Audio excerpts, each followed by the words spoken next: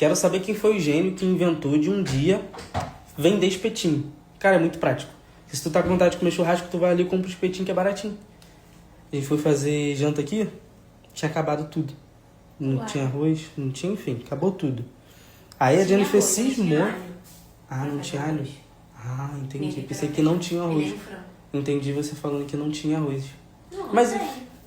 Mas enfim, eu fui comprar ali, a Jennifer cismou. Nossa, uma vez a gente foi comer espetinho, tinha uma menina comendo arroz, não sei o que. Eu falei, cara, qual é o lugar que vende espetinho que vende arroz? Viva as mulheres observadoras.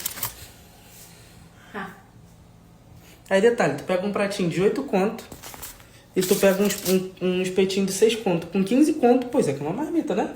Não, marmita. Uma marmita. Gente, E tu fica eu sou a cheio. única nojenta que não consegue comer maionese de outra pessoa, a não ser a minha. Não consigo. Nossa, maionese com milho. E ervilha. Não consigo.